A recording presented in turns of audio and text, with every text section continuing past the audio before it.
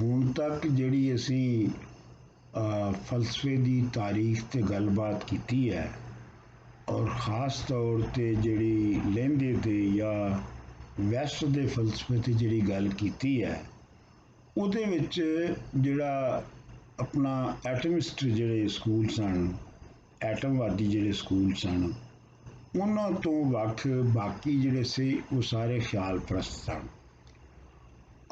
ਪਰ ਇਹ ਹੈ ਕਿ 17ਵੀਂ ਸਦੀ ਤੋਂ 19ਵੀਂ ਸਦੀ ਤੱਕ ਜਦੋਂ ਆ ਗਈ ਤੇ ਫਿਰ ਸਮਾਜੀ, ਸਿਆਸੀ ਤੇ ਮੁਆਸ਼ੀ ਵਿਚਾਰਧਾਰਾ ਜਿਹੜੀਆਂ ਸਨ ਉਹ ਵੀ ਬਣਨ ਲੱਗ ਪਈਆਂ ਤੇ ਉਹਨਾਂ ਦਾ ਇੱਕ ਬਹੁਤ ਬੜਾ ਹਿੱਸਾ ਹੋ ਗਿਆ, ਜਿਹਦੇ ਕੁਝ ਜਿਹੜੇ ਮੇਨ ਜਿਹੜੇ ਵਿਚਾਰਵਾਨ ਸਨ ਉਹਨਾਂ ਦੀ ਅਸੀਂ ਗੱਲ ਕਰਾਂਗੇ।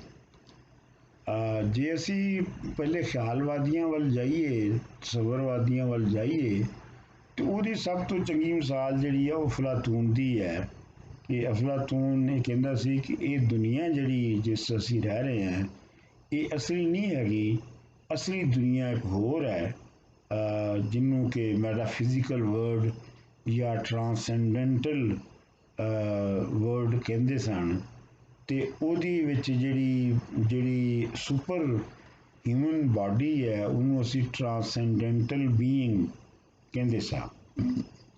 ਅੱਛਾ, ਇਹ ਜਿਹੜੇ ਸਾਰੇ ਫਲਸਫੇ ਅਫਲਾਤੂਨ ਤੋਂ ਲੈ ਕੇ ਤੇ ਕਾਂਟ ਤੱਕ, ਬਲਕਿ ਹੈਗਲ ਤੱਕ ਵੀ ਕਹਿਣਾ ਚਾਹੀਦਾ ਹੈ, ਇਹਨਾਂ ਸਾਰੇ ਫਲਸਫਿਆਂ ਦੇ ਵਿੱਚ ਜਿਹੜੀ ਮੁੱਢਲੀ ਬਹਿਸ ਸੀ ਉਹ ਇਹ ਸੀ ਕਿ ਜਿਹੜੀ ਮੈਟਾਫਿਜ਼ੀਕਲ ਵਰਲਡ ਹੈ, ਟਰਾਂਸੈਂਡੈਂਟਲ ਜਾਂ ਉਪਜਾ ਵਜੂਦ, ਮੈਂ ਤਰਜਮਾ ਕੀਤਾ ਹੈ ਟਰਾਂਸੈਂਡੈਂਟਲ ਦਾ ਉਪਜਾ, ਯਾਨੀ ਉੱਪਰ ਵਾਲਾ ਉਪਜਾ ਵਜੂਦ ਜਿਹੜਾ ਹੈ ਉਹਨਾਂ ਦੇ ਦਰਮਿਆਨ ਕੀ ਰਿਸ਼ਤਾ ਹੈ ਇਹਨਾਂ ਦੋਵਾਂ ਦੇ ਦਰਮਿਆਨ। ਔਰ ਇਹ ਸਾਰੇ ਫਿਲਾਸਫਰ ਜਿਹੜੇ ਨੇ ਉਹ ਮੁਖਤਲਿਫ ਤਰੀਕੇ ਦੇ ਨਾਲ, ਮੁਖਤਲਿਫ ਢੰਗਾਂ ਦੇ ਨਾਲ, ਮੁਖਤਲਿਫ ਮੰਤਕਾਂ ਦੇ ਨਾਲ ਉਹਦੇ ਹੱਕ ਵਿੱਚ ਦਲੀਲਾਂ ਦਿੰਦੇ ਸਨ ਕਿ ਜਿਹੜੀ ਖਿਆਲੀ ਦੁਨੀਆ ਹੈ ਤੇ ਜਿਹੜੀ ਅਸਲੀ ਦੁਨੀਆ ਹੈ ਉਹ ਆਪਸ ਵਿੱਚ ਕਿਵੇਂ ਜੁੜੀਆਂ ਹੋਈਆਂ।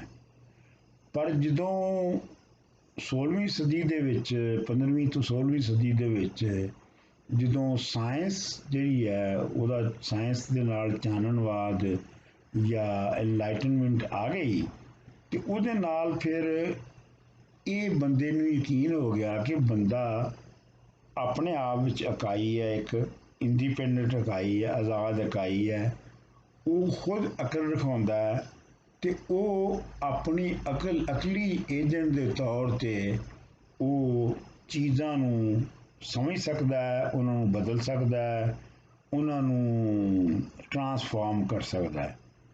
ਇਹ ਜਿਹੜਾ ਸੀ ਇਹ ਪਹਿਲੇ ਵਾਲੇ ਫਲਸਫੇ 'ਚ ਨਹੀਂ ਸੀ, ਕਿਉਂਕਿ ਪਹਿਲੇ ਵਾਲੇ ਫਲਸਫੇ 'ਚ ਸੀ ਕਿ ਜਿਹੜਾ ਟਰਾਂਸੈਂਡੈਂਟਲ ਬੀਇੰਗ ਹੈ ਜਾਂ ਜਿਹੜਾ ਉਪਜਾ ਵਜੂਦ ਹੈ ਉਹ ਅਸਲ ਦੇ ਵਿੱਚ ਮੂਵ ਉਹ ਕਰਦਾ ਹੈ। ਲੇਕਿਨ ਹੁਣ ਜਦੋਂ ਸਾਇੰਸ ਦੀ ਆ ਗਈ ਤੇ ਫਿਰ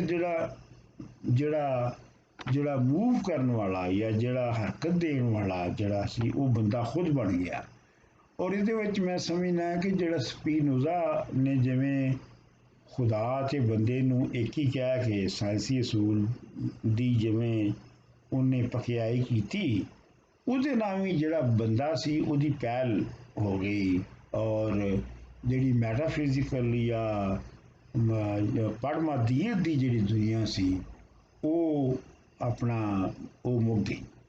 ਅੱਛਾ, ਇਹ ਤੁਸੀਂ ਵੇਖੋ ਕਿ ਜਿਹੜੀ ਪੜਮਾਦੀਅਤ ਦੀ ਦੁਨੀਆ ਸੀ ਇਹ ਜਿਹੜੀ ਐਬਸੋਲੂਟ ਮੋਨਾਰਕੀ ਜਾਂ ਉੱਕਾ ਬਾਦਸ਼ਾਹ ਜਿਹੜੀ ਸੀ ਉਹ ਉਸ ਫਲਸਫੇ ਨਾਲ ਜੁੜੀ ਹੋਈ ਸੀ। ਔਰ ਜਿੰਨਾ ਚਿਰ ਤੱਕ ਬਾਦਸ਼ਾਹ ਯਾਨੀ ਜਿੰਨਾ ਚਿਰ ਤੱਕ ਉਸ ਤਰ੍ਹਾਂ ਦੇ ਫਲਸਫੇ ਰਹੇ, ਬਾਦਸ਼ਾਹਤਾਂ ਜਿਹੜੀਆਂ ਨੇ ਐਬਸੋਲੂਟ ਮੋਨਾਰਕੀਜ਼ ਰਹੀਆਂ, ਤੇ ਤੁਸੀਂ ਇਹਨੂੰ ਇੰਝ ਵੀ ਕਹਿ ਸਕਦੇ ਹੋ ਕਿ ਜਿੰਨਾ ਚਿਰ ਐਬਸੋਲੂਟ ਮੋਨਾਰਕੀਆਂ ਰਹੀਆਂ ਉਹਨਾਂ ਚਿਰ ਤੱਕ ਜਿਹੜੀ ਹੈ ਉਹ ਪੜਮਾਦੀਅਤ ਜਾਂ ਐਬਸੋਲੂਟ ਜਿਹੜੀ ਮੈਟਾਫਿਜ਼ੀਕਲ ਵਰਲਡ ਹੈ, ਪੜਮਾਦੀਅਤ ਹੈ, ਉਹ ਰਹੀ। ਅੱਛਾ, ਇਹ ਜਿਹੜੀ ਨਵੀਂ ਵਿਚਾਰ ਪੈਦਾ ਹੋਏ, ਇਹ ਇਹਨਾਂ ਦੇ ਵਿੱਚ ਸਭ ਤੋਂ ਪਹਿਲੇ ਅਸੀਂ ਗੱਲ ਕਰਾਂਗੇ ਥਾਮਸ ਹਾਬਸ ਦੀ, ਜਿਹੜਾ ਕਿ ਤੁਸੀਂ ਇਹ ਕਹਿ ਸਕਦੇ ਹੋ ਕਿ ਪੁਰਾਣਿਆਂ ਤੇ ਨਵਿਆਂ ਦੇ ਵਿਚਕਾਰ ਇੱਕ ਹੁੰਦੀ ਸੀ।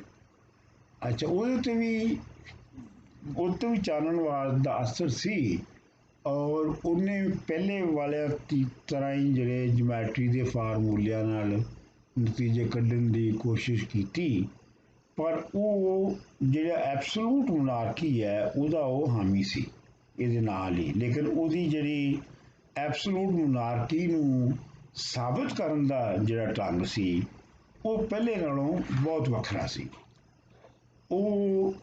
ਉਹਦਾ ਇਹ ਕਹਿਣਾ ਸੀ ਕਿ ਸਮਾਜ ਜਾਂ ਰਿਆਸਤ ਜਿਹੜੀ ਹੈ ਉਹ ਕੁੱਲ ਮੁਖਤਾਰ ਉੱਕਾ ਬਾਦਸ਼ਾਹ ਯਾਨੀ ਐਬਸੋਲੂਟ ਮੁਨਾਰਕ ਦੇ ਬਗੈਰ ਕਾਇਮ ਨਹੀਂ ਰਹਿ ਸਕਦੀ।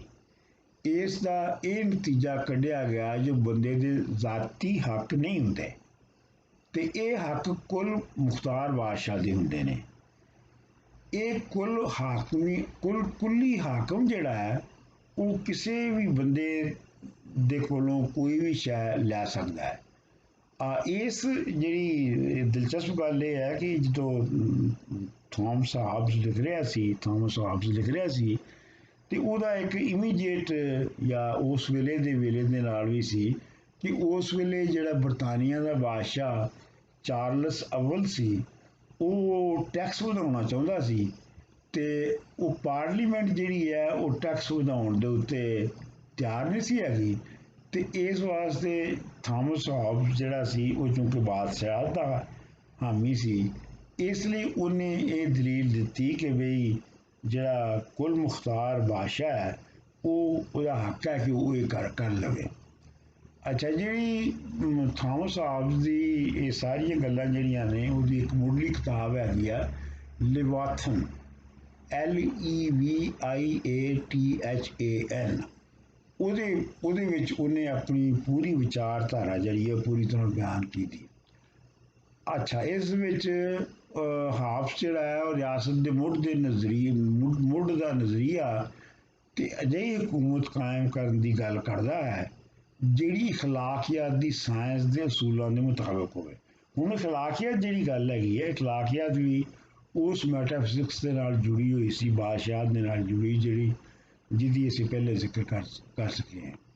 ਅੱਛਾ, ਇਸ ਕਿਤਾਬ ਵਿੱਚ ਬਹੁਤਾ ਜ਼ੋਰ ਇਸ ਗੱਲ ਤੇ ਹੈ ਜੋ ਮਰਕਜ਼ੀ ਹਕੂਮਤ ਬਹੁਤ ਪੱਕੀ ਹੋਣੀ ਚਾਹੀਦੀ ਹੈ ਤਾਂ ਜੋ ਸਮਾਜੀ ਉਥਲ ਪੁਥਲ ਨਾ ਹੋ ਸਕੇ, ਗਰੋਕੀ ਜੰਗ ਨਾ ਯਾਨੀ ਸਿਵਲ ਵਾਰ ਨਾ ਹੋ ਸਕੇ।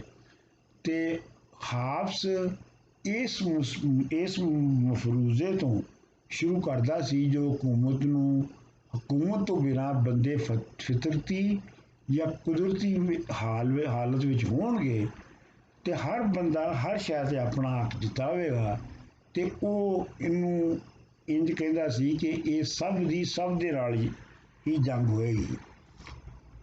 ਇਹੋ ਜਿਹਾ ਉਹਦਾ ਕਹਿਣਾ ਹੈ, ਉਹਦੀ ਕੋਟ ਹੈ, ਇਹੋ ਜਿਹਾ ਹਾਲਾਂ ਵਿੱਚ ਕੋਈ ਕਾਰਖਾਨਾ ਨਹੀਂ ਹੋਵੇਗਾ ਤੇ ਜ਼ਮੀਨ ਤੇ ਕੋਈ ਕਲਚਰ ਹੋਵੇਗਾ, ਨਾ ਕੋਈ ਜਹਾਜ਼ਰਾਨੀ ਤੇ ਨਾ ਹੀ ਸ਼ੈਵਾਂ ਇੱਕ ਤੋਂ ਦੂਜੀ ਥਾਂ ਤੇ ਜਾਣਗੀਆਂ, ਨਾ ਹੀ ਜ਼ਮੀਨ ਬਾਰੇ ਕੋਈ ਇਲਮ ਲੱਭਿਆ ਜਾਵੇਗਾ, ਵੇਲੇ ਨੂੰ ਕੋਈ ਨਹੀਂ ਨਾਪੇਗਾ, ਕੋਈ ਫਨ ਜਾਂ ਖੱਤੇ ਕਿਤਾਬਤ ਨਹੀਂ ਹੋ ਸਕੇਗੀ। ਇਹਨਾਂ ਹਾਲਾਂ ਵਿੱਚ ਬੰਦੇ ਨੂੰ ਸਦਾ ਡਰ, ਮਾਰੇ ਜਾਣ ਦਾ ਖੌਫ ਹੋਵੇਗਾ ਤੇ ਬੰਦੇ ਦੀ ਜ਼ਿੰਦਗੀ ਅਕਲਾਪੇ, ਗੁਰਬਤ ਤੇ ਗੰਦ ਤੇ ਵਹਿਸ਼ਤ ਵਿੱਚ ਰਹੇਗੀ। ਇਹ ਸਾਰੀ ਤਬਾਹੀ ਤੋਂ ਬਚਣ ਲਈ ਹਾਬਸ ਇਹ ਕਹਿੰਦਾ ਸੀ ਕਿ ਜਿਹੜੇ ਇਸ ਵਿੱਚ ਸਮਾਜ ਜਿਹੜਾ ਹੈ ਉਹ ਆਬਾਦੀ ਹੁੰਦਾ ਹੈ ਤੇ ਉਹ ਆਲਾ ਹਾਕਮ ਨੂੰ ਮੰਨਦੇ ਨੇ। ਯਾਨੀ ਮਤਲਬ ਇਹ ਹੈ ਕਿ ਜਿਹੜੀ ਇਹਨਾਂ ਸਾਰੀਆਂ ਗੱਲਾਂ ਤੋਂ ਬਚਣ ਲਈ ਜਿਹੜੇ ਲੋਕ ਨੇ ਉਹ ਆਲਾ ਹਾਕਮ ਜਾਂ ਐਬਸੋਲੂਟ ਮੋਨਾਰਕ ਨੂੰ ਮੰਨ ਲੈਂਦੇ ਨੇ, ਤੇ ਉਹ ਉਹਦੇ ਹੱਕ ਵਿੱਚ ਆਪਣੀ ਰੱਖਿਆ ਲਈ ਯਾਨੀ ਆਪਣੀ ਹਿਫਾਜ਼ਤ ਲਈ ਉਹ ਆਪਣੇ ਸਾਰੇ ਹੱਕ ਬਾਦਸ਼ਾਹ ਨੂੰ ਦੇ ਦਿੰਦੇ ਨੇ। ਇਸ ਉਹ ਕਹਿੰਦਾ ਕਿ ਉਸ ਹਾਕਮ ਦੇ ਹੁਕਮ ਨੂੰ ਚੈਲੰਜ ਨਹੀਂ ਕੀਤਾ ਜਾ ਸਕਦਾ, ਕਿਉਂਕਿ ਜਿਹੜੀ ਆਬਾਦੀ ਹੈ, ਲੋਕ ਨੇ, ਉਹਨਾਂ ਨੇ ਆਪਣੀ ਹਿਫਾਜ਼ਤ ਲਈ, ਆਪਣੀ ਰੱਖਿਆ ਲਈ ਹੀ ਆਪਣੇ ਹੱਕ ਹਾਕਮ ਨੂੰ ਦਿੱਤੇ ਸਨ। ਇਸ ਤਰ੍ਹਾਂ ਉਹ ਕਹਿੰਦਾ ਸੀ ਕਿ ਲੋਕ ਆਪ ਹੀ ਹਾਕਮ ਦੇ ਫੈਸਲੇ ਕਰਨ ਦੇ ਲਿਖਾਰੀ ਹੁੰਦੇ ਨੇ, ਕਿਉਂਕਿ ਉਹਨਾਂ ਨੇ ਹੀ ਉਹਨੂੰ ਹਾਕਮ ਮੰਨਿਆ ਹੁੰਦਾ ਹੈ। ਜੇ ਇੰਝ ਹੈ ਤੇ ਲੋਕ ਹਾਕਮ ਦੇ ਖਿਲਾਫ ਸ਼ਿਕਾਇਤ ਵੀ ਨਹੀਂ ਕਰ ਸਕਦੇ, ਕਿਉਂ ਜੋ ਉਹ ਆਪ ਹੀ ਉਸਦੇ ਹੁਕਮਾਂ ਦੇ ਲਿਖਾਰੀ ਹੁੰਦੇ ਨੇ। ਉਹਨਾਂ ਨੂੰ ਹਰ ਗੱਲ ਦਾ ਇਲਜ਼ਾਮ ਆਪਣੇ ਜ਼ਿੰਮੇ ਲੈਣਾ ਚਾਹੀਦਾ, ਯਾਨੀ ਲੋਕਾਂ ਨੂੰ ਇਲਜ਼ਾਮ ਆਪਣੇ ਜ਼ਿੰਮੇ ਲੈਣਾ ਚਾਹੀਦਾ, ਤੇ ਉਹਨਾਂ ਨੂੰ ਜਿਹੜਾ ਐਬਸੋਲੂਟ ਮੁਨਾਰਕ ਹੈ ਜਾਂ ਕੁੱਲੀ ਹਾਕਮ ਹੈ ਜਾਂ ਬਾਦਸ਼ਾਹ ਹੈ, ਉਹਨੂੰ ਕੁਛ ਨਹੀਂ ਕਹਿਣਾ ਚਾਹੀਦਾ। ਇਹ ਸੀ ਹਾਫਸ ਦਾ ਨਜ਼ਰੀਆ। ਅੱਛਾ, ਇਸ ਤੋਂ ਬਾਅਦ ਜਿਹੜਾ ਵਿਚਾਰਵਾਨ ਜਿਹਦਾ ਨਜ਼ਰੀਆ ਬਹੁਤ ਮਸ਼ਹੂਰ ਹੋਇਆ, ਉਹ ਤੁਸੀਂ ਵੀ ਨਾਂ ਸੁਣਿਆ ਹੋਵੇਗਾ ਸਾਰਿਆਂ ਨੇ, ਉਹ ਰੂਸੋ ਸੀ, ਜਿਹੜਾ 1712 ਵਿੱਚ ਜੰਮਿਆ ਤੇ 1778 ਵਿੱਚ ਉਹ ਮਰਿਆ। ਅੱਛਾ, ਰੂਸੋ ਦਾ ਜਿਹੜਾ ਫਲਸਫਾ ਸੀ ਉਹ ਹਾਫਸ ਦੇ ਬਿਲਕੁਲ ਉਲਟ ਸੀ। ਉਹਦੀ ਲਿਖਤ, ਯਾਨੀ ਉਹਦੀ ਕਿਤਾਬ ਜਿਹੜੀ ਹੈ ਸੋਸ਼ਲ ਮੁਆਹਦਾ, ਸੋਸ਼ਲ ਕੰਟਰੈਕਟ, ਇੱਕ ਨਵੀਂ ਤਰ੍ਹਾਂ ਦੀ ਕਾਨੂੰਨੀ ਪੱਧਰ ਤੇ ਕਲਾਸੀਕਲ ਰਿਪਬਲਿਕ ਬਣਾਉਣ ਬਾਰੇ ਚਾਨਣ ਪਾਉਂਦੀ ਹੈ। ਯਾਨੀ ਇੱਕ ਨਵੀਂ ਤਰ੍ਹਾਂ ਦੀ ਰਿਪਬਲਿਕ ਕਿਵੇਂ ਬਣ ਸਕਦੀ ਹੈ, ਉਹਦਾ ਮੁੱਢਲਾ ਮਕਸਦ ਇਹ ਸੀ।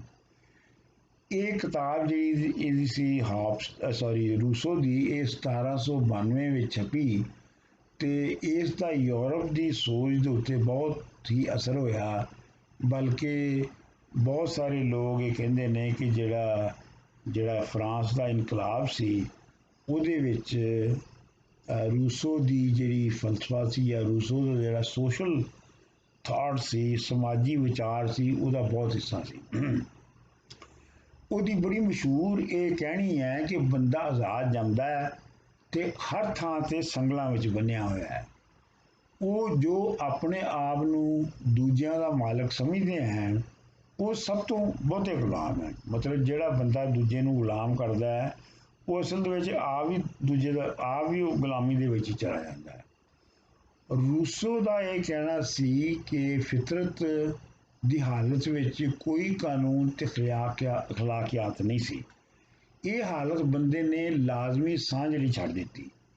ਜਦੋਂ ਸਮਾਜ ਦਾ ਵਧਾਅ ਹੋਇਆ ਤੇ ਮਿਹਨਤ ਦੀ ਵੰਡ ਤੇ ਜ਼ਾਤੀ ਮਾਲਕੀ ਦੀ ਵਜ੍ਹਾ ਤੋਂ ਇਨਸਾਨਾਂ ਨੂੰ ਕਾਨੂੰਨ ਦੇ ਅਦਾਰੇ ਬਣਾਉਣੇ ਪਏ। ਇਸ ਯਾਨੀ ਡਿਸਟਰਕਸ਼ਨ ਦੇ ਬਾਰੇ ਵਿੱਚ ਬੰਦੇ ਨੂੰ ਦੂਜੇ ਬੰਦੇ ਦੇ ਨਾਲ ਮੁਕਾਬਲਾ ਕਰਨਾ ਵੀ ਲਾਜ਼ਮੀ ਹੋ ਗਿਆ ਤੇ ਦੂਜੇ ਬੰਦੇ ਤੇ ਉਹਦਾ ਸਹਾਰਾ ਵੀ ਵੱਧ ਗਿਆ, ਯਾਨੀ ਉਹਦੇ ਤੇ ਉਹਨੂੰ ਦੂਜੇ ਦਾ ਸਹਾਰਾ ਲੈਣਾ ਵੀ ਜ਼ਰੂਰੀ ਹੋ ਗਿਆ।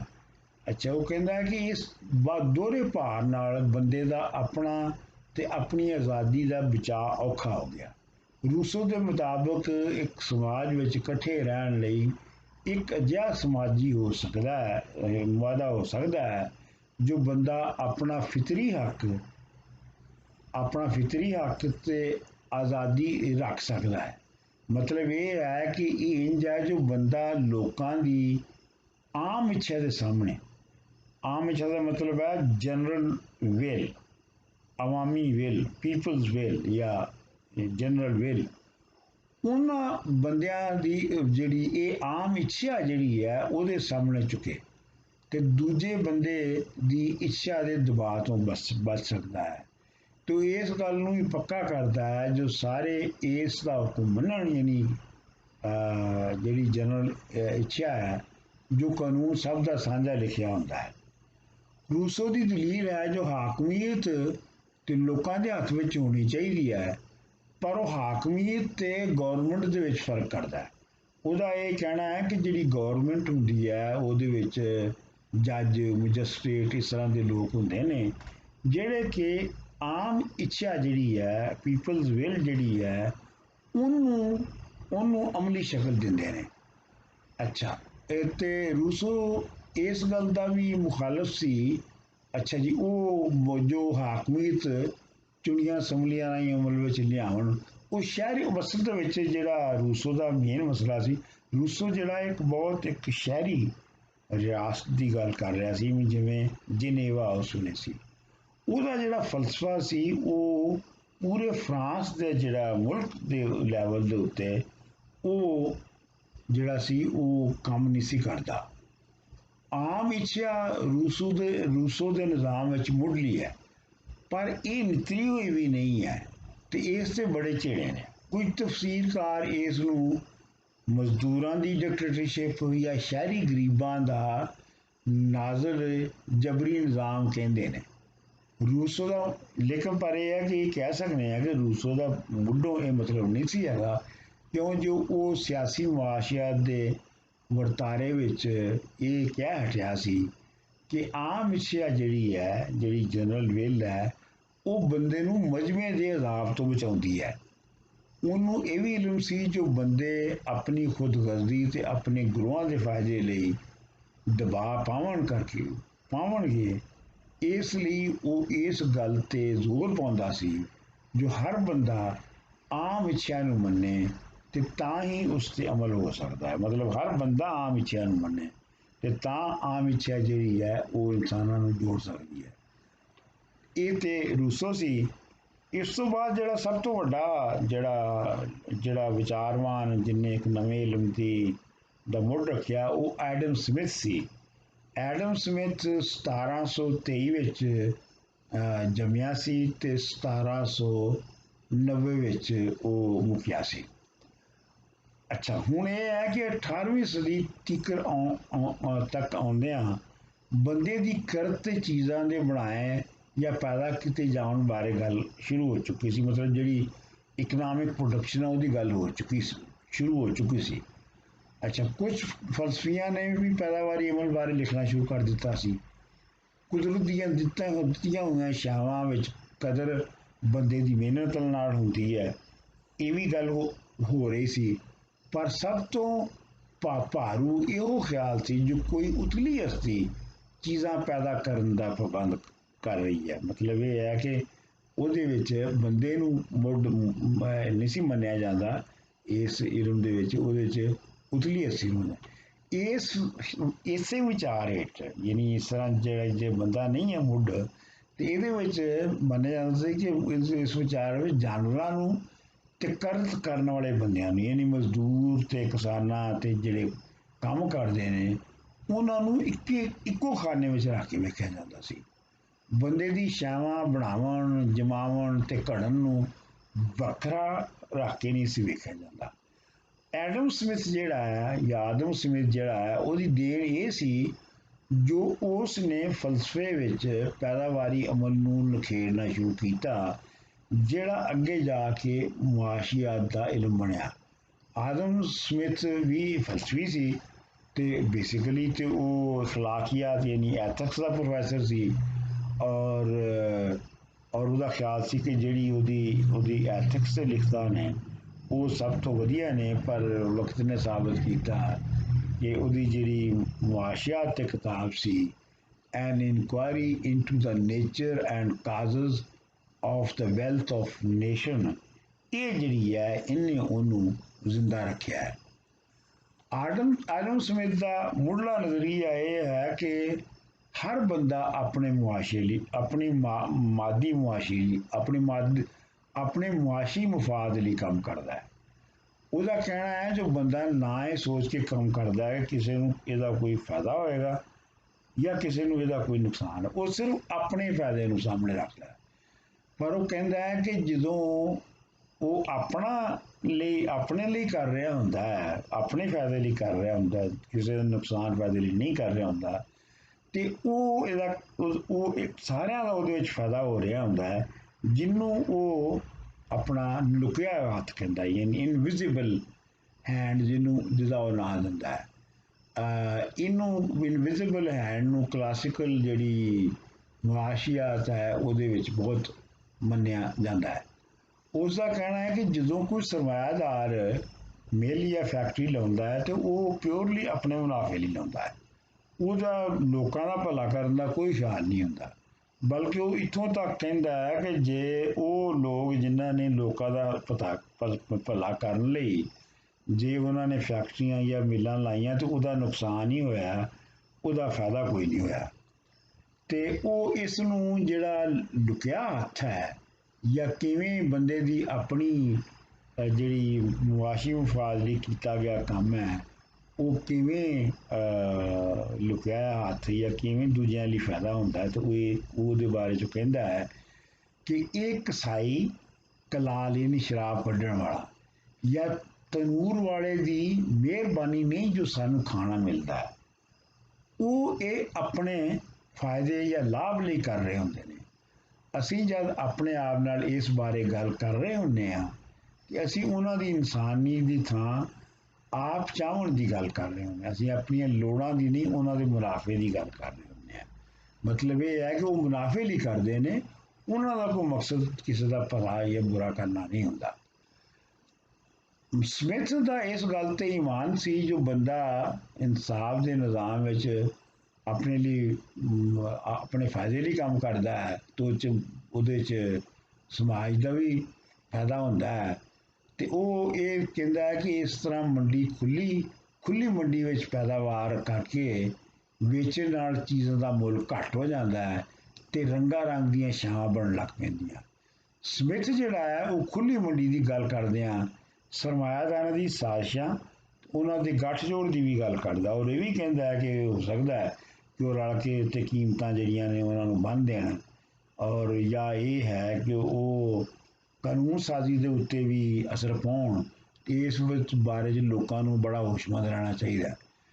ਚੀਜ਼ਾਂ ਦੀ ਪੈਦਾਵਾਰੀ ਅਮਲ ਵਿੱਚ ਉਹ ਮਿਹਨਤ ਦੀ ਵੰਡ ਤੇ ਬਹੁਤ ਜ਼ੋਰ ਦਿੰਦਾ, ਯਾਨੀ ਮਤਲਬ ਮਿਹਨਤ ਜਿਹੜੀ ਆ ਉਹ ਵੰਡੀ ਜਾਵੇ। ਇਹਦੇ ਵਿੱਚ ਤਾਂ ਤੁਸੀਂ ਇੰਝ ਸਮਝੋ ਕਿ ਜੇ ਪਹਿਲੇ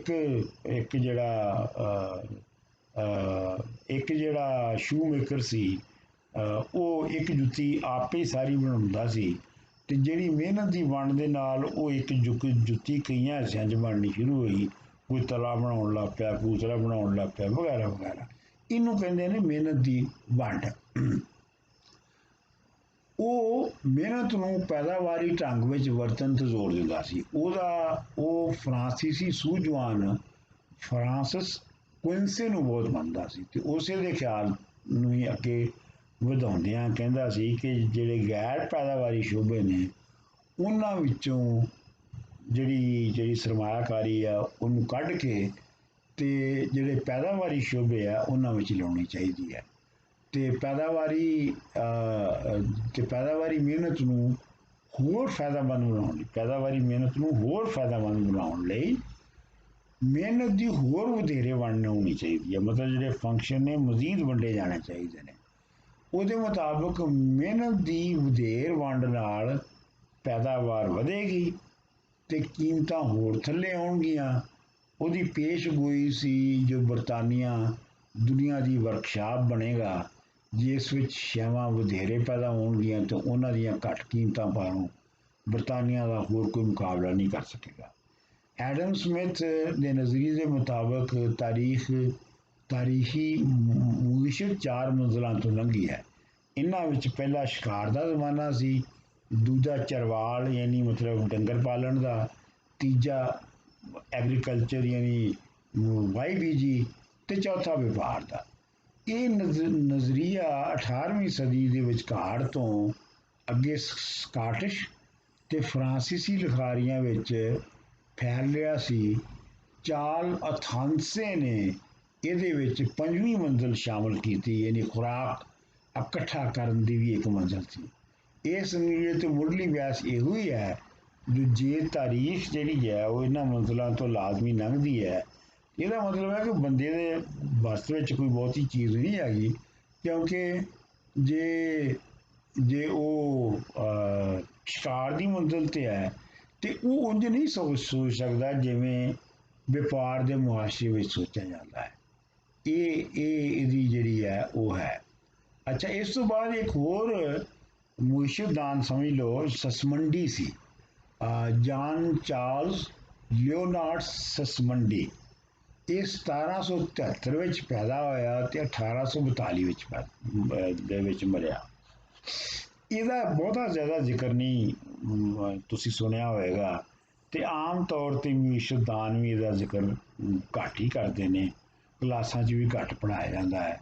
ਪਰ ਮੇਰੇ ਖਿਆਲ ਦੇ ਵਿੱਚ ਇਹ ਬਹੁਤ ਅਹਿਮ ਵਿਚਾਰਵਾਨ ਸੀ ਮੁਈਸ਼ਦ ਦਾ, ਕਿਉਂਕਿ ਇਹਨੇ ਇਹ ਖੁੱਲੀ ਸਰਮਾਇਆਦਾਰੀ ਤੇ ਆਜ਼ਾਦ ਮੰਡੀ ਜਿਹੜੀ ਸੀ ਉਹਦੇ ਖਿਲਾਫ ਪਹਿਲੀ ਦਫਾ ਇਹਨੇ ਫਲਾਈ ਰਿਆਸਤ ਦੇ ਲੋਕਾਂ ਨੂੰ ਫਲਾਈ ਰਿਆਸਤ ਦਾ ਨਜ਼ਰੀਆ ਜਿਹੜਾ ਸੀ ਉਹ ਪੇਸ਼ ਕੀਤਾ।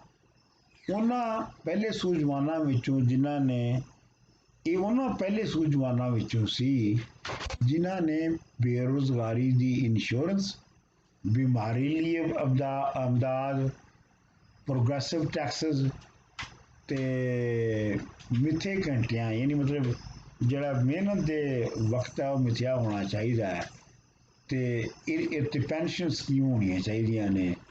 ਇਹ ਅੱਛਾ, ਇਹ ਵੀ ਦਿਲਚਸਪ ਗੱਲ ਹੈ ਕਿ ਜਿਹੜਾ ਪ੍ਰੋਲੀਟੈਰੀਏਟ ਦਾ ਮਜ਼ਦੂਰਾਂ ਲਈ ਲਫ਼ਜ਼ ਹੈ ਉਹ ਪਹਿਲੀ ਵਾਰੀ ਸਸਮੰਡੀ ਨੇ ਯੂਜ਼ ਕੀਤਾ ਸੀ, ਮਾਰਕਸ ਨੇ ਨਹੀਂ ਸੀ ਯੂਜ਼ ਕੀਤਾ।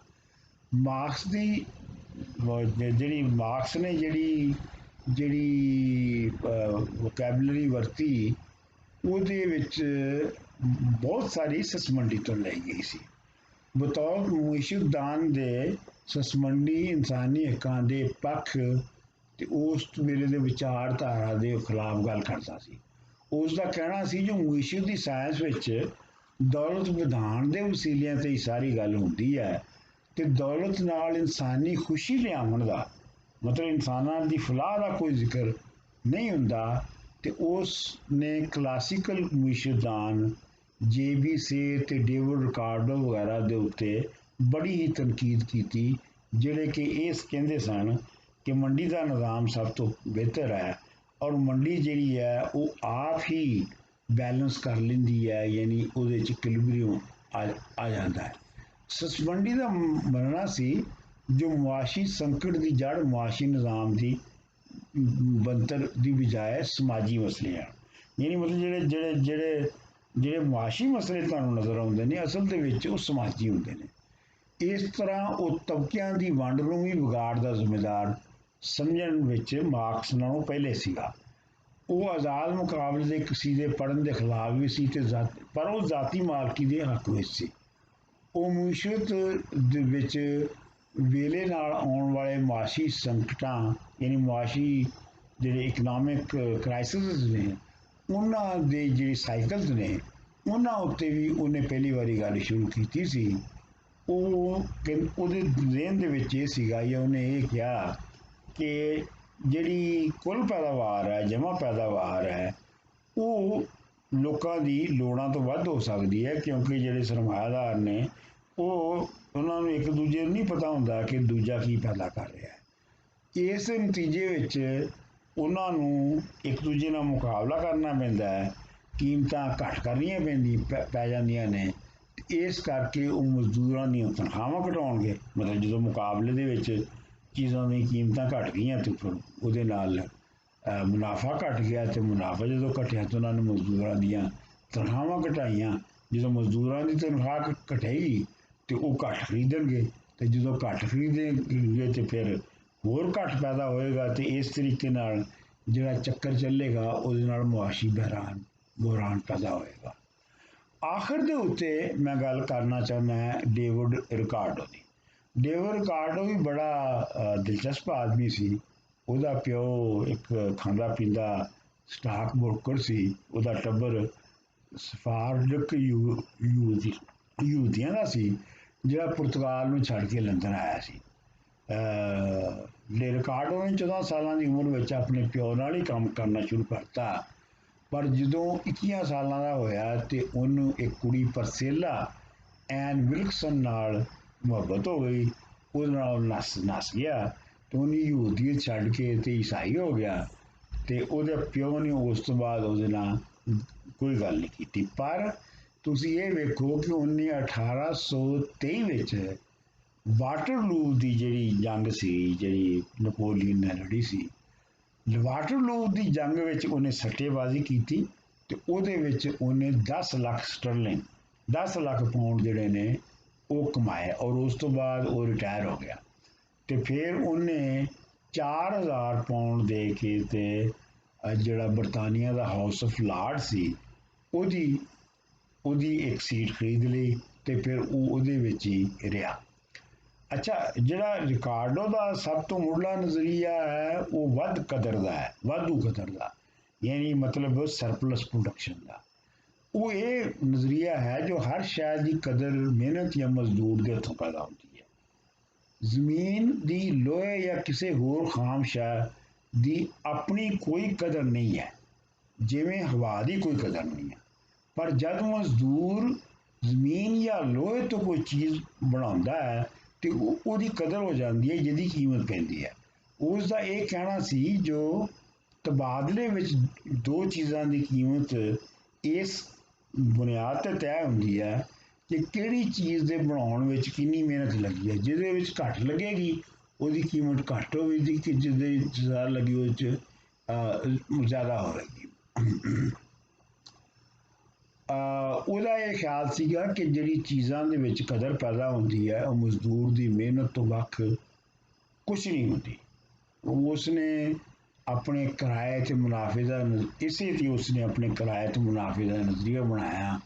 ਉਸ ਦਾ ਕਹਿਣਾ ਸੀ ਜੋ ਜਦ ਅਸਲੀ ਮਜ਼ਦੂਰੀ ਵੱਧਦੀ ਹੈ, ਜਦੋਂ ਲੋਕਾਂ ਦੀ ਰੀਅਲ ਵੇਜਸ ਵੱਧਦੀਆਂ ਨੇ ਤੇ ਮੁਨਾਫਾ ਘਟਦਾ ਹੈ, ਕਿਉਂ ਜੋ ਮੁਨਾਫਾ ਜਿਹੜਾ ਹੈ ਉਹ ਬੁਨਿਆਦੀ ਤੌਰ ਦੇ ਉੱਤੇ ਮਜ਼ਦੂਰ ਦੀ ਮਿਹਨਤ ਤੇ ਜਾਂ ਉਹਦੀ ਮਜ਼ਦੂਰੀ ਤੇ ਜਿਸ ਭਾਅ ਤੇ ਉਹ ਸ਼ੈ ਵਿਕਦੀ ਹੈ ਉਹਨਾਂ ਦੇ ਦਰਮਿਆਨ ਫਰਕ ਹੁੰਦਾ ਹੈ ਤੇ ਉਹਨੂੰ ਅਸੀਂ ਮੁਨਾਫਾ ਕਹਿੰਦੇ ਹਾਂ। ਰਿਕਾਰਡੋ ਤੋਂ ਪਹਿਲਾਂ ਐਡੀ ਸਫਾਈ ਨਾਲ ਕਿਸੇ ਨੇ ਪੈਦਾਵਾਰੀ ਅਮਲ ਦੇ ਵਿੱਚ ਵਾਧੂ ਕਦਰ ਦੀ ਗੱਲ ਨਹੀਂ ਸੀ ਕੀਤੀ।